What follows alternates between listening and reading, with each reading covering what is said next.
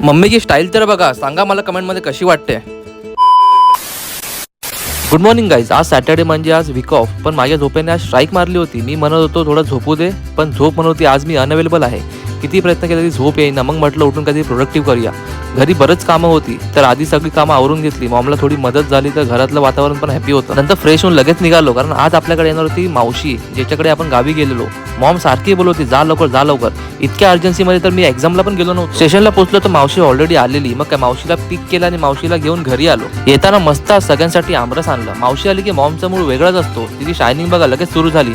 आणि मॉमची स्टाईल तर बघा, फुल इंडो वेस्टर्न मिक्स. आणि हो, हे काय छोटं सरप्राईज, हे कोणासाठी आहे तुम्हाला लवकरच समजेल. मस्त झोप लागली होती दुपारी जेवण, तेवढं हा बाहेरून आला आणि बेल वाजवली. पूर्ण झोप मोडली भेंडली. मावशीने गावावरून आणल्या होत्या कैऱ्या. मग काय डायरेक्ट चॉपिंग सुरू. मी आणि मॉम मिळून चाय बनवायला लागलो. फुल मस्ती करत करत आम्ही चाय बनवत होतो. चहा बनवताना इतकी ऍक्टिंग करत होतो ना, जणू मास्टर शेफचे जजेस बाहेर उभे आहेत. आणि साखर आणि चहा पावडर किती टाकायची यावर डिस्कशन असं, जणू काय देशाचं बजेटच ठरते. मस्त व्ह्यू बघत बघत चाय पिऊन खाली गेलो, तर आपल्याला एक छोटी एक क्युटी भेटली. एक्झाम झाली, पास होशील, पास झालीस.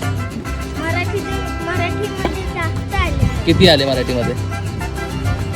आता कोणत्या स्टँडर्डला गेलीस? सेकंडला गेलीस आता. वा.